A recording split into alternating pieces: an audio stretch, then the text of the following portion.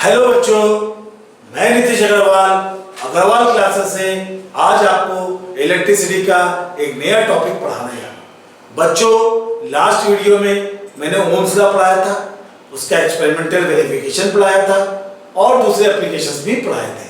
आज बच्चों मैं आपको रेजिस्टेंस पढ़ाऊंगा, रेजिस्टेंस के बारे में एक्सप्लेन करूंगा।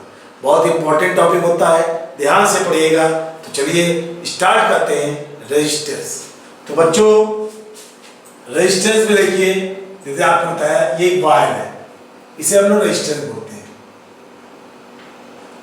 किसी वायर का रेजिस्टेंस किसी वायर का रेजिस्टेंस ऑब्स्ट्रक्शन ऑफर्ड करता है करंट के फ्लो में।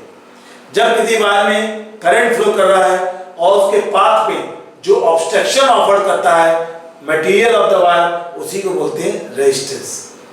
रेजिस्टेंस ऑब्स्ट्रक्शन वर्ड है, obstruction offered by the wire, मतलब वायर में जो फ्री इलेक्ट्रॉन है वो करंट को आगे बढ़ने से क्या करते हैं, अपोज करते हैं, उसी को हम लोग बोलते हैं बच्चों resistance. Resistance of the wire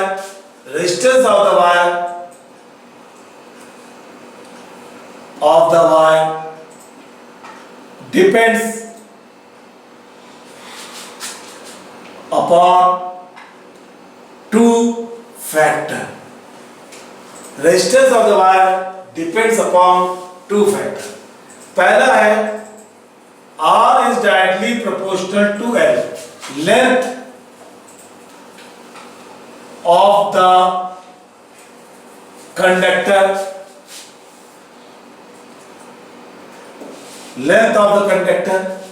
inversely proportional to area of cross section.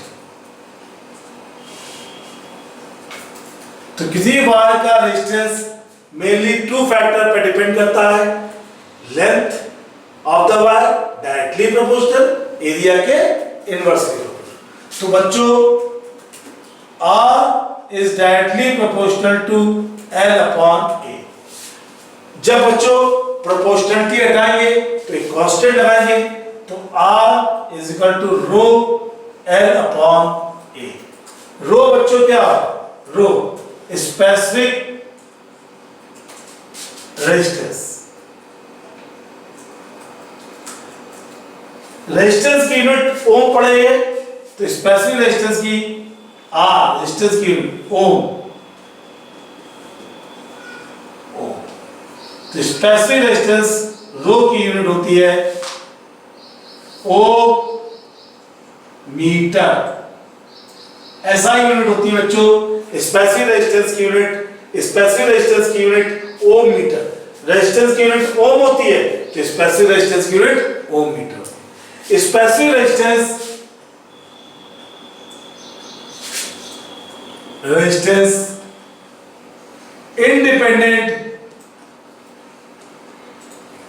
independent of length and area। Specific resistance जो होता है, specific resistance is independent of length and area. Specific resistance length और एरिया पे depend नहीं करता। तो बच्चों resistance, किसी वायर का रेजिस्टेंस करंट को आगे बढ़ने से अपोज करता है। हर एक वायर की अपनी प्रॉपर्टी होती है, हर एक वायर के अपने फ्री इलेक्ट्रॉन्स होते हैं। Obstruction offered by the material of the wire to flow of current is called resistance. Obstruction offered by the material of the wire to flow of current is called resistance. Resistance depend करता है length of the conductor directly proportional and inversely proportional to area। R is directly proportional to L upon A। R proportionality हटाया, constant R is equal to rho L upon A। rho specific resistance की unit ohm metre होती है, जबकि resistance की unit ohm होती है। बच्चों resistance depend कर रहा है लेंथ और एरिया पे, जबकि स्पेसिफिक रेजिस्टेंस इंडिपेंडेंट होता है। Specific resistance only depends upon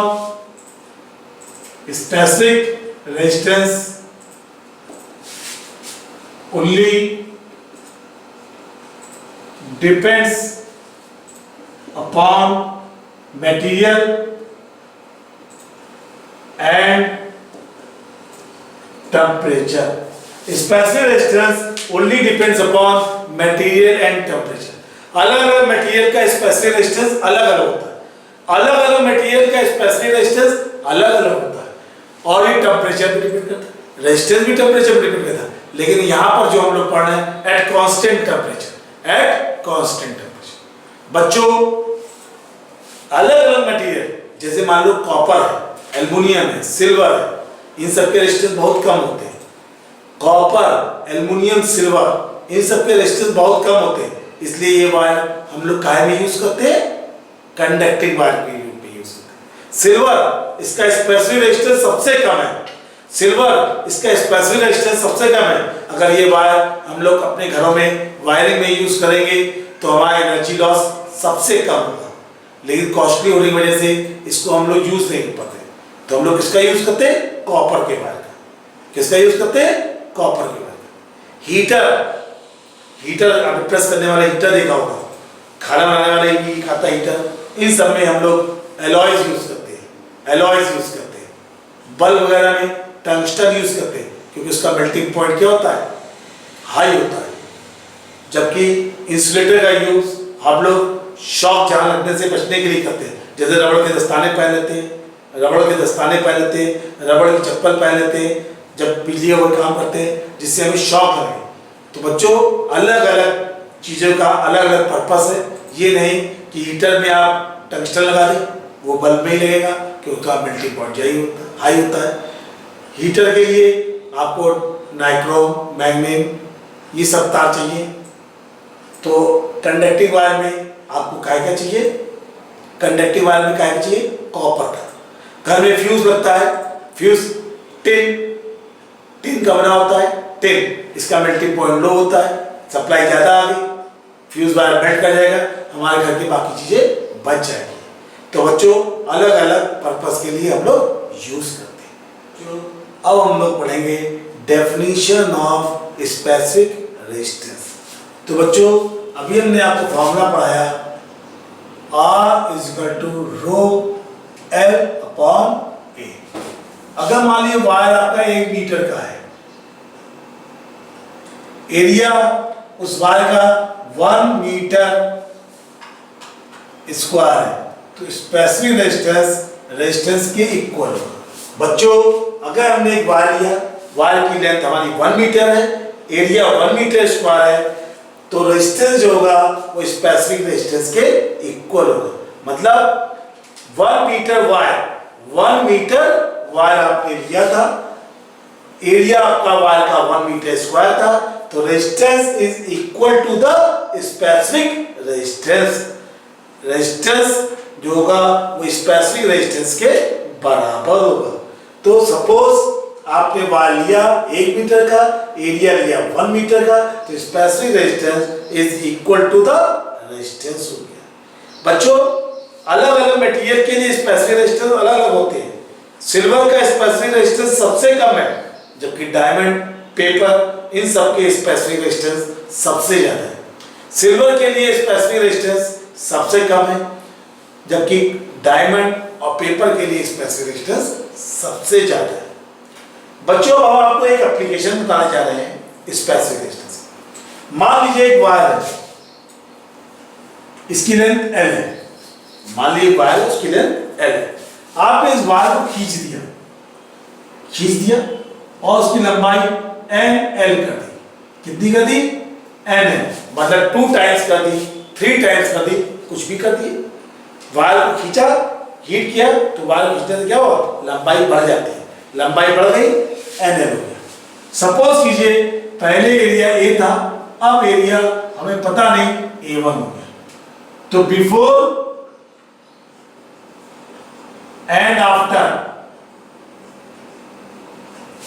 volume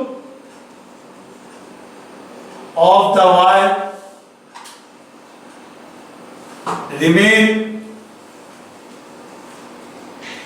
same। मान लीजिए वायर को आपने खींचा, तो बिफोर और आफ्टर खींचने से पहले और खींचने के बाद वॉल्यूम क्या होगा, सेम रहेगा। बच्चों A1 L1 बराबर A2 L2, मतलब एरिया A था, लेंथ L थी, अब एरिया पता नहीं, लेंथ कितनी N है। तो बच्चों देखा जाए तो अब एरिया जो आ जाएगा A2 आ जाएगा A/N, नया एरिया आ गया इसका A/N। बच्चों पहले resistance of the wire R बराबर रो L/A, ये पहले था। अब वायर को खींचा गया आफ्टर स्ट्रेचिंग,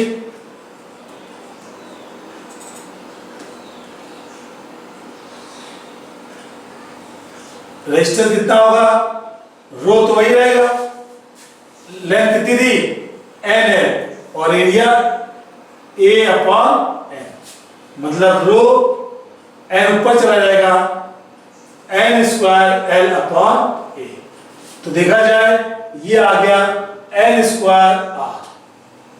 तो बच्चों ध्यान देने वाली बात है, जब आप वायर को खींच दोगे तो उसका रेजिस्टेंस खींचने के बाद जो नया रेजिस्टेंस आएगा वो N² R आएगा, नया रेजिस्टेंस जो आएगा N² R आएगा।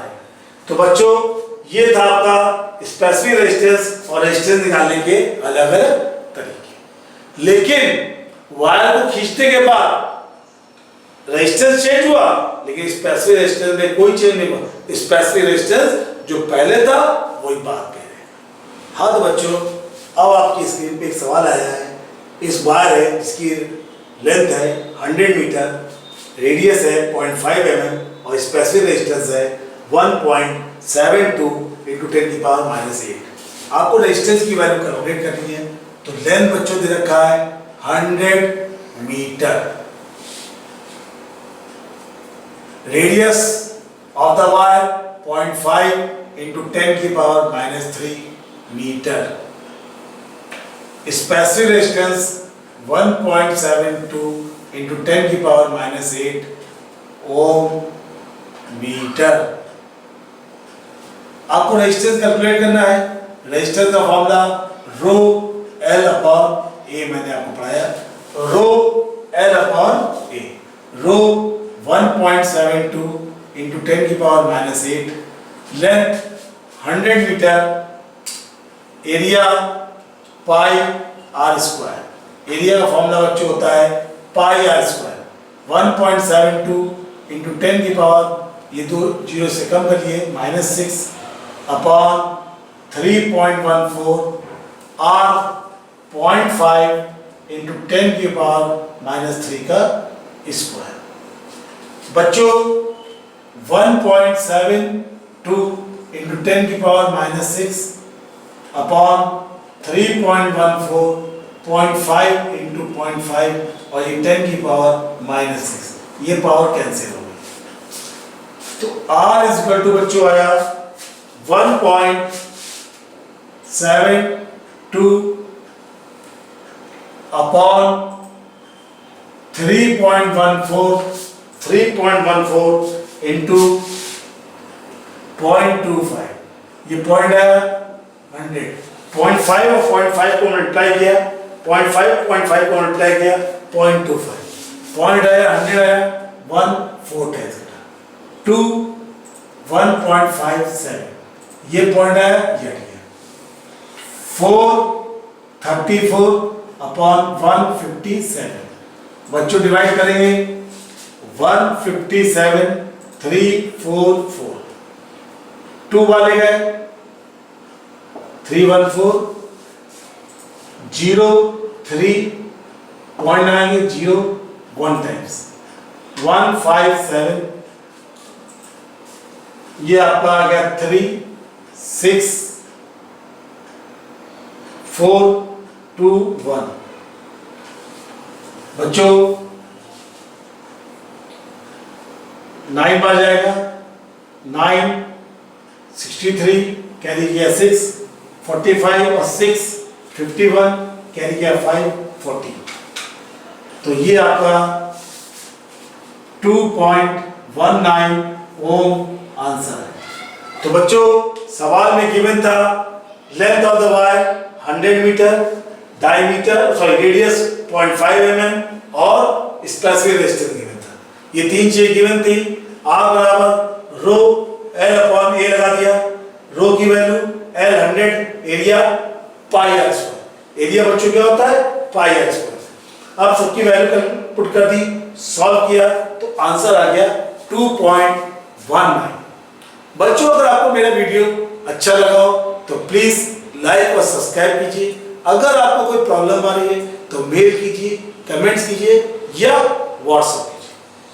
बच्चों मैं अगले वीडियो में आपको सीरीज और पैरेलल कॉम्बिनेशन के बारे में बताऊंगा और उसके ऊपर कुछ न्यूमेरिकल करके समझाऊंगा। थैंक यू बच्चों।